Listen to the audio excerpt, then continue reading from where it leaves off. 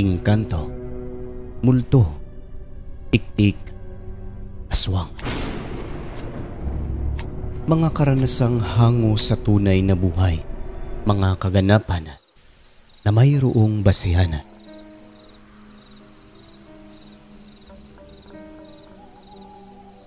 Magandang araw o gabi sa inyo, Sir Alex. Ako si Caballero at ito ang aking handog na kwento para sa araw na ito. Karanasan ito ni June, pinsan kong lalaki at hango sa tunay na pangyayari. Naganap dekada 80 sa isang lugar na hindi na lang natin ididetalye. Sa eskwelahan, 4 silang magbabarkada ang laging magkakasama. Ang isa rito na itago na lang natin sa pangalang Obet. Siya yung pinakatahimik at mabait. Sa kanilang magkakaibigan, ang bahay na lang nila Obet ang hindi napupuntahan ng mga ito dahil ayaw ng binata sa kadahilan ng hindi raw maganda ang lugar na yon. Maraming lasinggero, maraming mga tambay sa gabi na kung minsan ay nang titrip daw ng mga dayo. Hindi naniwala ang tatlo kasi batid nilang nagsisinungaling din talaga ang kaibigan. Sa isip-isip nila, nahihiya lang. Mahirap lang kami tol, kaya ayaw kong magpunta kayo sa lugar namin, sa amin. Sus, para ka namang hindi kaibigan, Obet.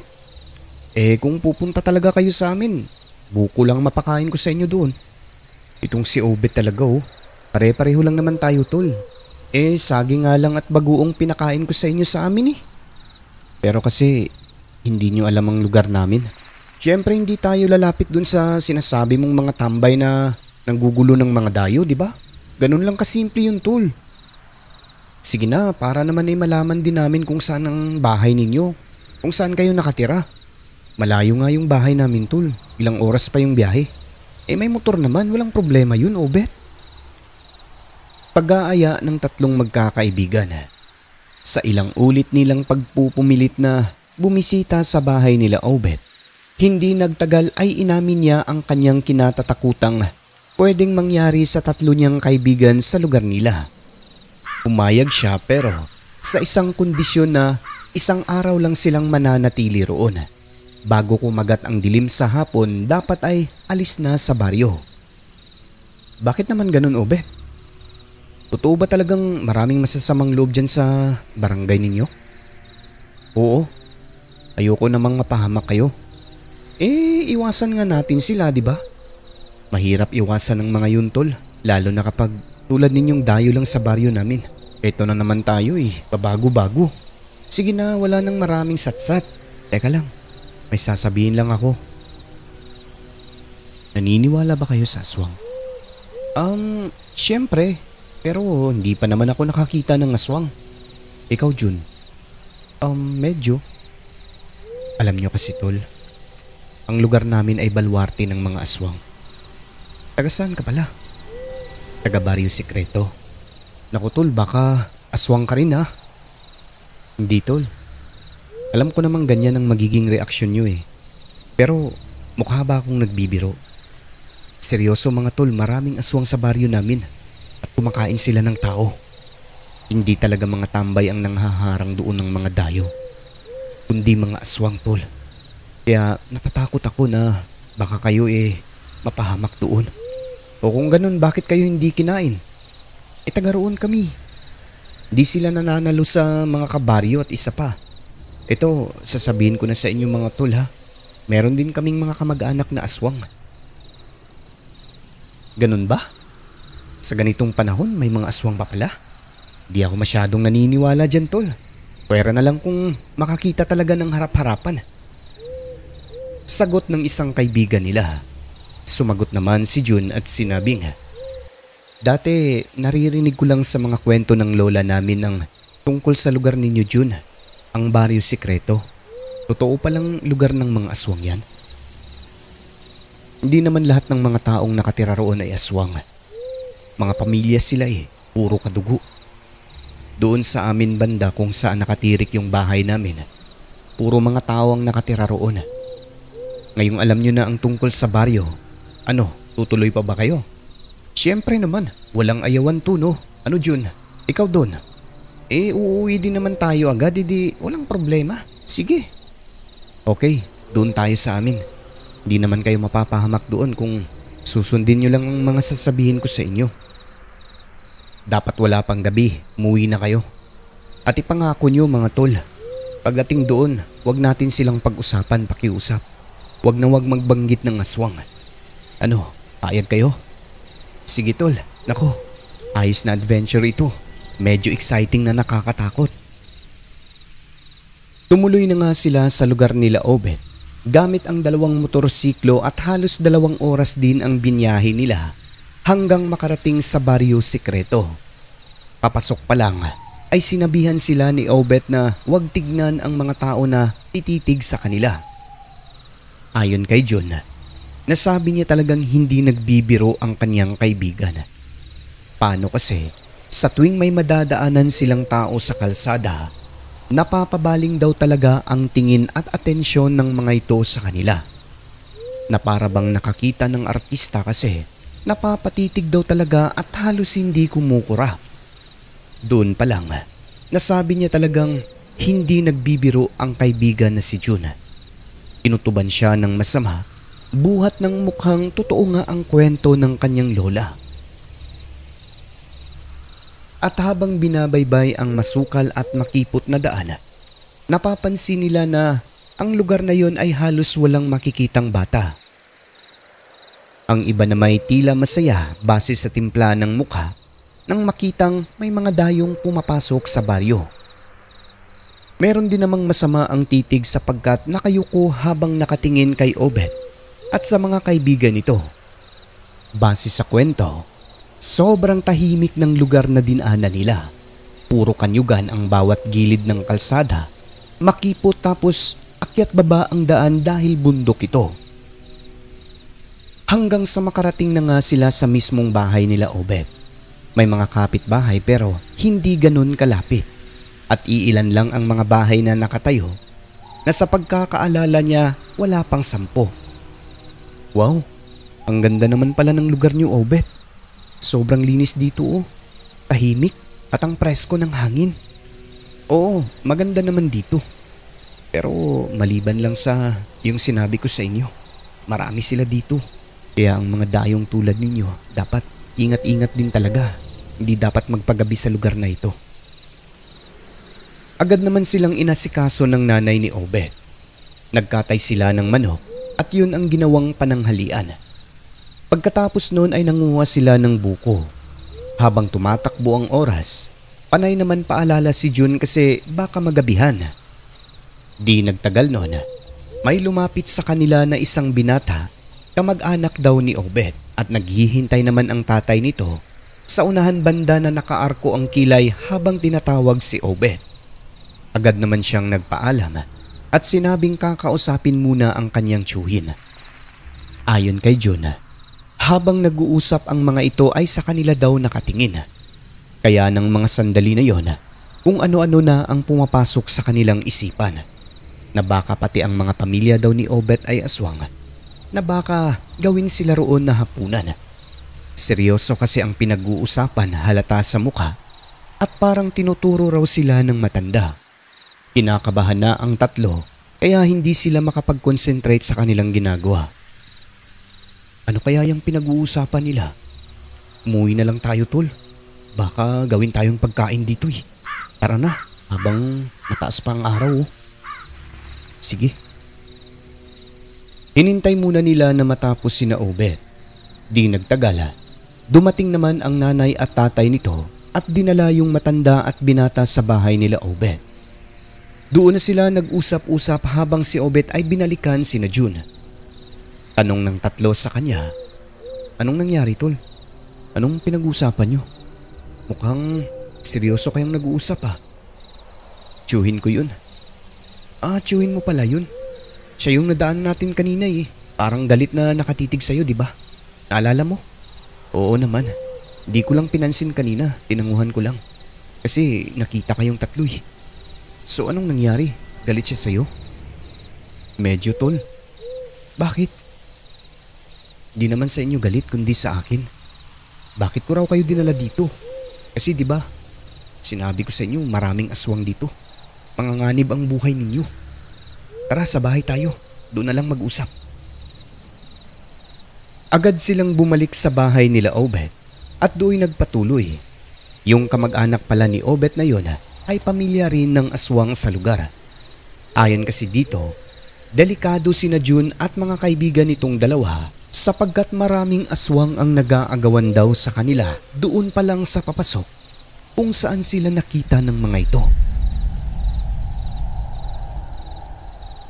Kaya walang kung ano-ano, agad silang pinauwi at agad din naman nag-impake ang tatlo.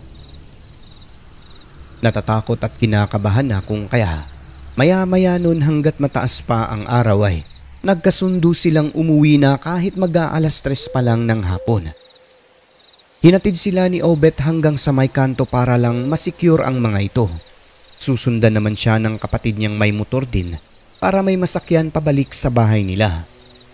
Subalit kalagitnaan pa lang habang binabaybay ang tahimik at makahoy na bahagi ng daan. Sa di inaasahan ay na-flat ang dalawang motor na sinasakyan. Yun bang alam na sinadya na may kinalat na mga matutulis na bagay doon para talaga ma-flat ang motorsiklo na dadaan. Mabuti na lang, sinabayan sila ni Obet dahil ng mga sandali na yon. Meron na palang mga nag-aabang sa gilid ng daan sa unahan. Mga taong kilalang mga aswang na nambibiktima ng dayo sa lugar. Bigla na lang lumabas ang apat na kunyari ay nag-alok ng tulong dahil nagulat nang makitang nandoon si Obet. "Oh, na-flat ang gulong nyo. Nandyan ka pala, Obet. Ihahatid mo na ba sila?" "Oo, Manoy Suping. Kaso na-flat ang motor eh." "Oo nga flat masyado. Doon meron akong kilala, nag-aayos ng gulong. Samahan ko na sila, kami na bahala sa kanila." "Okay lang, Manoy. Babalik na lang kami sa bahay. May pang-ayos naman kami ng gulong doon." "Malayo na yon." "Ay hindi, okay lang. Malapit pa naman." Tumango ang matanda pero halata sa mukha nito na dismayado. Agad na silang bumalik at si Obet naman halatang hindi mapakali dahil pinagpapawisan siya nung kinakausap ng matanda na may hawak na hitak. Pagdating sa bahay nila, agad na kinutuban ng masama ang kanyang nanay kung kaya hindi na pinauwi ang tatlo. Saad nito, "May nagbabalak sa inyo ng masama. Sabi ko na sa iyo, Obet eh. Hapon na, bukas na kayo umuwi." "Totoo ba talagang maraming aswang dito, tita?" "Oo. Dito sa bahay ligtas naman kayo kaya huwag kayong matakot."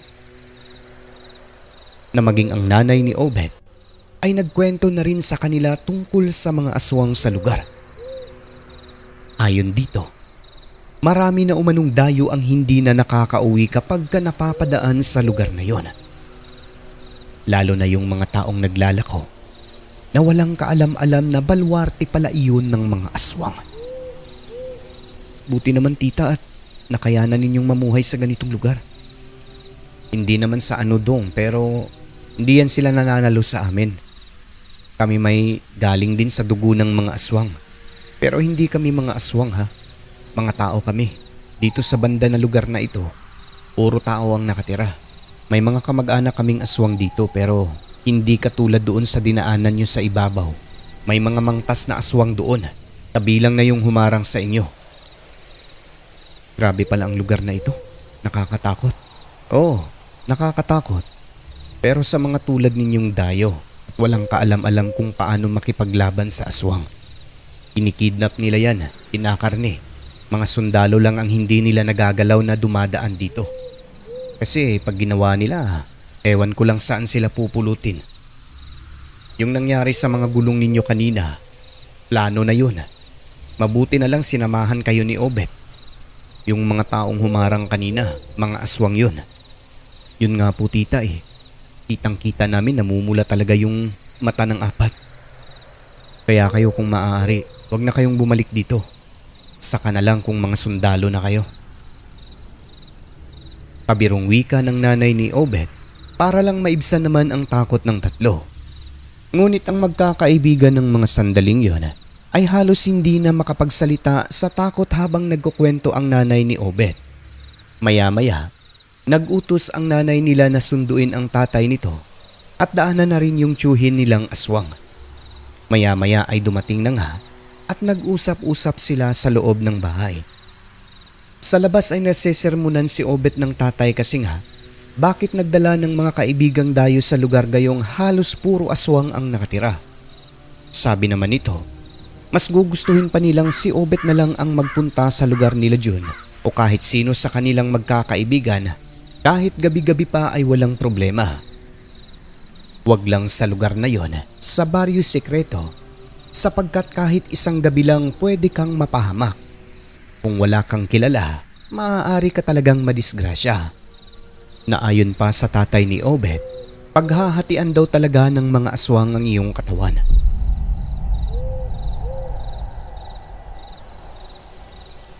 Noong malapit na magtakip silim, may mga lalaking dumaan sa tapat ng bahay nila Obet.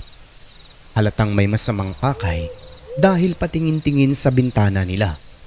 Di nagtagal, dumaan naman yung isang nag-alok ng tulong ng maflat ang motorsiklo sa daan.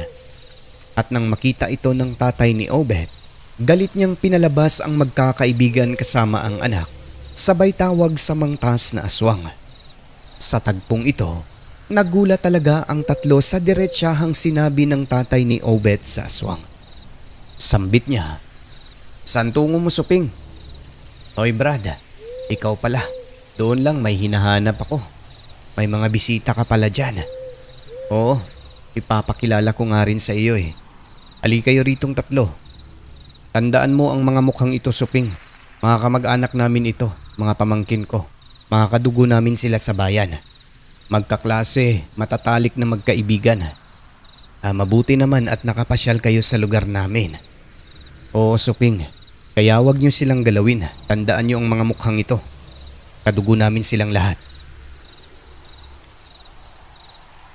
Sa sinabi ng tatay ni Obet, nainsulto ang mangtas na aswang kaya hindi ito sumagot bagkusay naglakad papunta sa kung saan at hindi man lang sumagot sa tatay ni Obet. Kaya sa reaksyon pa lang halatang may masamang balak talaga. Nasabi na lamang ng tatay, mga mangtas na aswang talaga. Sumagot naman ang tiyuhin ni Obet at sinabing sila na lang daw ang bahalang magbantay mamayang gabi. Babantayan daw nila ang mga kaibigan ni Obet hanggang mag-umaga. Wag lang daw lumabas ng bahay sapagkat mahirap dahil gasera lang ang ilaw doon. Kinagabihan nun, lahat silang nasa bahay ay hindi makatulog lalo na ang tatlo na nakikiramdam lang sa paligid. Kung ano-ano na ang kanilang naririnig, ang hindi nila malilimutan ayon kay June, yung bigla na lang may nagdumog sa likod na bahagi ng bahay nila Obet. Nasabi ng nanay at tatay niya, mga aswang na nagdumog. Mga aswang daw na kamag-anak nila at yung mga aswang na mangtas na humarang sa kanila sa daan. Ayon kay June, nakakatakot ang mga naririnig nila ng gabi na yon. Parang may naghahabulan at parang may nagkakarambola na kung anong malalaking hayop sa kakahuyan na nasa likod na bahagi ng bahay ng kaibigan nilang si Obet. Pero hindi nagtagal, tumahimik yung buong lugar. At dahil sa takot, madaling araw na nakatulog ang tatlo. Pero nagising din ng maaga dahil ginising sila ni Obet. Matapos makapagkape at makapag-almusal, ay agad nang tumulak ang 5 palabas sa baryo na yon. Sa pagkakataong ito, sinamahan na sila ng tatay mismo ni Obet at ng tiyuhin nila na aswang upang masiguro ang kaligtasan ng tatlo at wala ng panghaharang na magaganap sa daan. Yung tiyuhin naman ni Obet, halatang nakipag-away sa aswang dahil may kalmot ito sa 2 pisngi at braso. Yung aswang naman na si Suping, nang madaanan nilang nakaupo sa upuang maliit katabi ng kubong patuyuan ng niyog, nakita nilang napuno rin ng kalmot ang mukha. Halos hindi makatingin sa kanila dahil nahiya siguro sa sinapit nito na puro sugat ang buong mukha. Sabi naman ni Obet, Kaya nagkasugat-sugat ay dahil yun ang nakadumog ng tiyuhin niyang aswang. Bunsod nang pumasok daw talaga ito sa kanilang bakuran. Binalaan at kinausap naman daw ng kanyang tiyo, pero nagpupumilit daw talaga na makapasok at sinabi pa na kahit isa lang sa mga dayo. Biruin nyo, parang humihingi lang ng prutas, di ba? Kaya ayon, pinagtulong-tulungan daw ito ng mga kamag-anak na aswang nila Obet. Hindi naman humantong sa patayan dahil magiging redo naman ng aswang kung gagawin nila yon. Parang mga pusa lang ayon kay Obet, hanggang kalmot-kalmot lang kung maaari, sapagkat lahat silang mga aswang sa Baryo Sekreto ay puro magkakakilala. Pero kung buhay ang kinuha, buhay talaga ang magiging kapalit nun. Nakauwi naman ng maayos ang tatlong magkakaibigan. Matapos ang nakakapigil hiningang karanasan nila sa Baryo Sekreto, kailanman ay hindi na talaga sila tumapak doon. Gumraduate na lang sila, niyayaya pa ni Obet, pero hindi na talaga pumayag ang tatlo. At dito ko natatapusin ang kwento ni June. Karanasan ng pinsan ko na talaga namang hindi nila nalilimutan. Sa baluarte ng mga aswang na tinawag na Baryo Sekreto.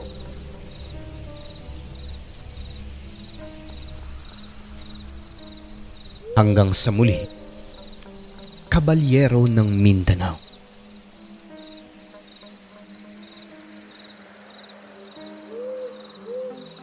Ang mundong ating ginagalawan, nababalot ng hiwaga at kababalaghan na tanging ang Diyos lamang ang siyang may kasagutan. Ako po si Alex at ito ang Southern Mindanao Creepy Experience.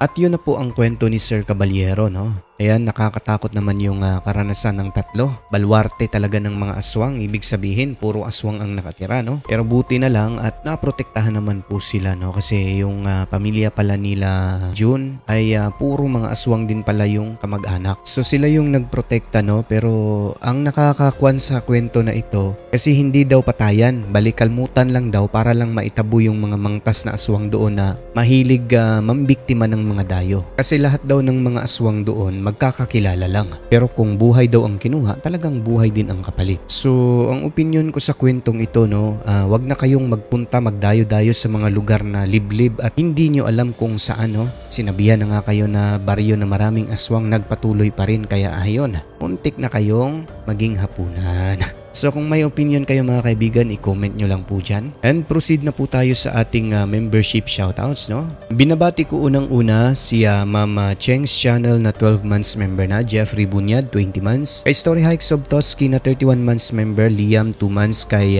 Alfernano 1 month, kay Rose Kim na 12 months member na, Rancid Horror Stories 1 month, kay Mike na 27 months sa member na, kay Susan na Dorn na 1 month, kay Samantha Cruz na 2 months member na, Darlene Cabatuan 46, kay LCD Acosta 42 months member na, Rosary Jayarante 3 months, kay Esmeralda Jucares 8 months member na, no, Jonizel Alviola 22, kay Jim Semilia 26 months member na, Luis Elmido 21. Last but not the least, ang isa sa pinakamatagal natin, si Madam Christine Olzon 45 months sa member na, no. And maraming salamat po sa inyong lahat mga kaibigan ko na patuloy na sumusuporta po sa ating programa, no. Nahihirapan na itong channel pero go lang po tayo kasi maraming nandyan pa rin nanunood at nakikinig sa ating munting mga kwento, no, tungkol sa aswang. Kaya maraming salamat sa inyo. God bless you all. At syempre babatiin din po natin ang ating mga commentators last update, no. Lahat sila na nag-comment sa pinaka-latest na video upload natin ay atin po silang babatiin. Unang-una sa first commentator natin si Ma'am Christy Herm ng Germany, no. Nilan Ikanayaka. Ayan, long time Time No Sibat Now Sinaw, kay Anika Mishka, kay Elmer Vergara, kay Mary Asilar, Hazel Fiesta, kay RJ Raisin, ayan. Kay Rexy Abergas, Arlene Cools Besa, kay user lang nakalagay, Jonathan Barba. Last but not the least kay Madam Leslie. At siya nga pala, thank you sa mga commentators din po natin doon sa SMCE compilation na channel natin, no? Ayan, sa mga hindi pa nag-subscribe, subscribe na kayo doon. At thank you din po sa mga nag-subscribe at syempre sa ating nag-iisang member doon na si Madam Susana Dor. At sa lahat ng mga silent listener ay welcome po kayo sa channel natin. Pumasok na po kayo at i-hit ang subscribe button. Syempre, huwag niyo hong kalimutan ang notification bell upang updated kayo sa mga bagot nakakasabik nating mga kwento. Muli po mga kaibigan, maraming salamat po sa mga suporta nyo. Huwag kalimutang tumawag sa taas. I love you.